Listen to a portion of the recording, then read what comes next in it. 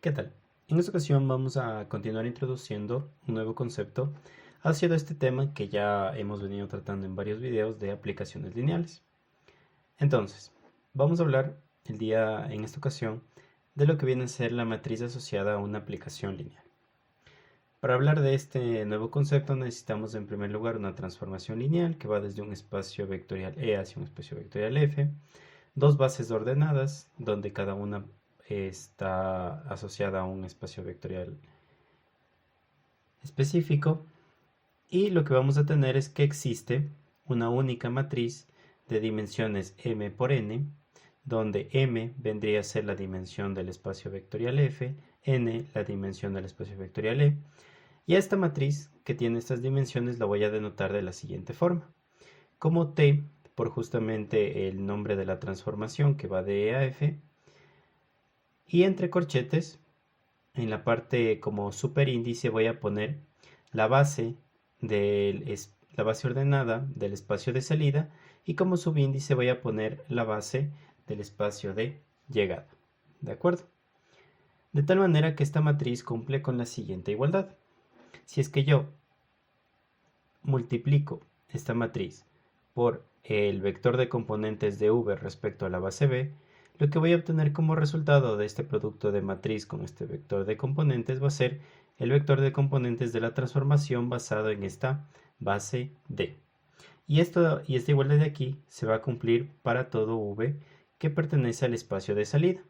Justamente a esta matriz, que la he denotado como lo vimos acá arriba, la voy a llamar la matriz asociada a la aplicación lineal T. En otras palabras, ¿qué es lo que está cumpliendo? ¿Qué función está cumpliendo esta matriz? Pues la de transformar un vector de componentes de v hacia el vector de componentes de su transformación. De alguna forma me permite intercambiar entre diferentes espacios justamente mediante esta representación de cada elemento, tanto de la transformación como del vector original, en vector de componentes. Bien, entonces esta es una de las razones por la cual la representación en vector de componentes nos ha ayudado, pues mantiene una misma lógica y por lo tanto puede existir esta asociación que vemos mediante la igualdad. Para que quede esto un poco más claro, vamos a ver un ejemplo de aplicación en donde usamos justamente este nuevo concepto de matriz asociada a una aplicación lineal T. ¿De acuerdo? Entonces, vamos a considerar la transformación T que va desde R2 hacia R3, donde va a tomar este X, este vector de R2, que tiene su primera componente X1 y su segunda componente X2, y me va a dar como resultado un vector de X3, en donde en la primera componente va a tener el elemento de X2, en la segunda componente va a tener el primer elemento de X, y en la tercera componente va a mantener siempre el valor de 0. Como bien vimos, para hablar de este concepto de una matriz asociada a una aplicación lineal, cada uno de los espacios, tanto el de salida como el de llegada, deben tener una base sobre la cual van a estar basados los vectores de componentes y también la matriz. En este caso, para R2 voy a tener esta base B1, en donde el primer vector es 1, 1 y el segundo vector es 0, 1. Por otra parte, R3 va a tener como base este B2, en donde tenemos los siguientes elementos. Hay que recordar que tanto B1 como B2 son bases ordenadas, por lo tanto, esta de aquí, tal como se muestran, va a ser el orden que de ahora en adelante voy a considerar para las representaciones por vector de componentes. No puedo de aquí en adelante cambiar este orden. ¿De acuerdo? Entonces, de manera general, voy a decir sea x igual a un vector de R2, su primera componente tiene x1 y su segunda componente x2, y me voy a dar cuenta de lo siguiente. X1 y x2 se puede reescribir de la siguiente manera. Si yo multiplico, por ejemplo, x1 por el vector 1, 1 y sumo a x2 menos x1 multiplicado por el vector 0, 1. Al cumplirse esta igualdad, démonos cuenta de lo siguiente. Los vectores que estoy usando o que estoy combinando linealmente con estos escalares de aquí, vienen a ser justamente los elementos de la base B1. Por lo tanto, lo que estamos viendo en esta igualdad es la representación de el vector X basado en la base B1. Por lo tanto, por la definición de vector de componentes X, o la representación del vector de componentes de X basado en la base B1, va a tener la siguiente estructura. En la primera componente va a tener x1, porque justamente es el escalar que se multiplica por el primer vector, y en su segunda componente va a tener x2 menos x1, que justamente viene a ser el escalar por el que se multiplica el segundo vector de esta base. ¿De acuerdo? Ahora, si es que yo aplico la transformación a x1, x2, el resultado va a ser un vector de R3, que vendría a ser x2, x1 y 0. Y este vector se puede representar de la siguiente manera. Si yo a x2 lo multiplico por el vector 1, 0, 0, al vector x1, perdón, a esto lo sumo, lo que hago es multiplicar 0 por el vector 0, 0, 1 y sumarle el producto de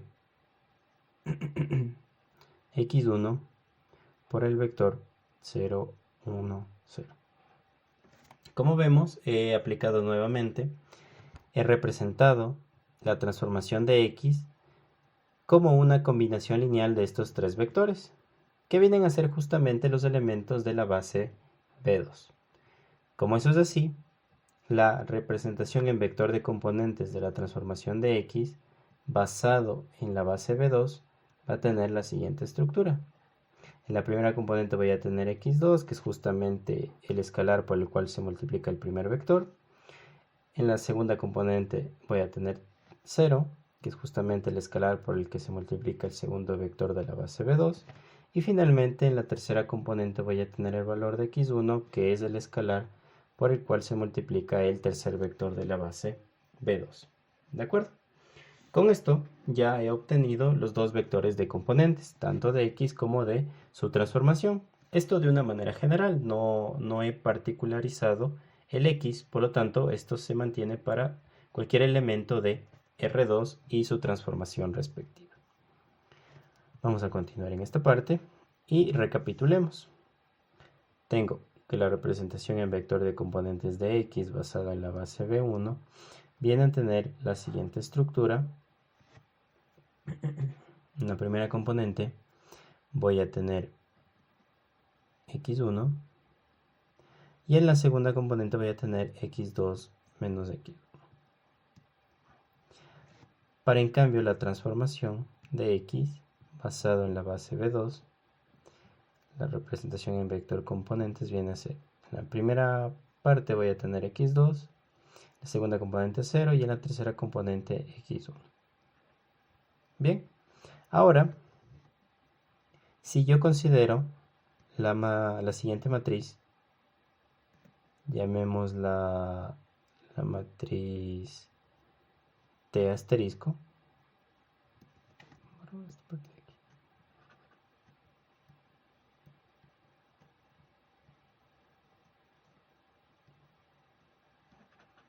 borrarla, y consideremos una matriz T asterisco de la siguiente manera.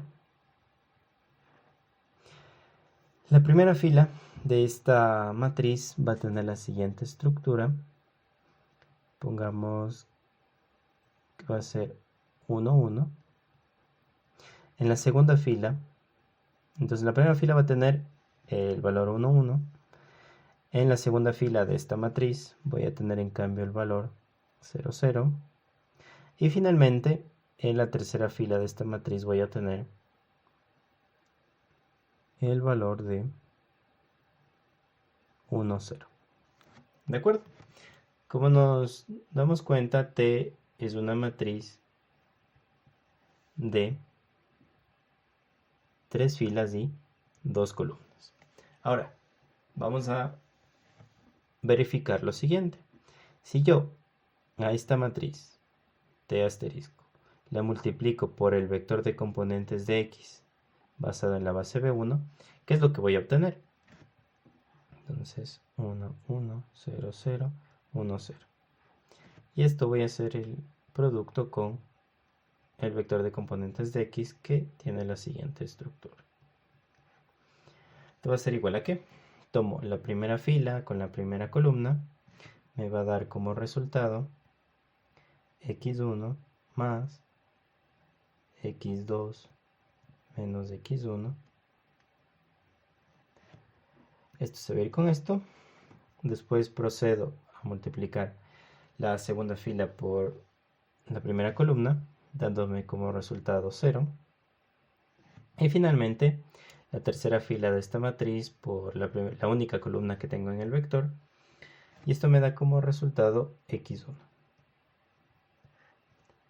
Entonces, resulta que al multiplicar esta matriz T asterisco por este vector de componentes de X basado en la base B1, he obtenido como resultado este vector de acá, que, como nos damos cuenta, viene a ser la representación en vector de componentes de la transformación de X basado en la base B2. Por lo tanto, este T asterisco resultó ser la matriz asociada a la transformación lineal T, que su notación va a venir a ser de la siguiente manera. Entre corchetes pongo la representación de la transformación lineal a la cual me refiero, que es T. En el superíndice pongo la base asociada al espacio de salida, en este caso B1, y como subíndice coloco la base del espacio de llegada a la cual hago referencia, que viene a ser B2. ¿De acuerdo? Entonces, hemos visto aquí ya un ejemplo de una matriz que está asociada a una transformación y que está basada en una base B1 y en una base B2. Bien, entonces eso ha sido todo por este video, espero les haya servido la explicación y nos veremos en una próxima oportunidad.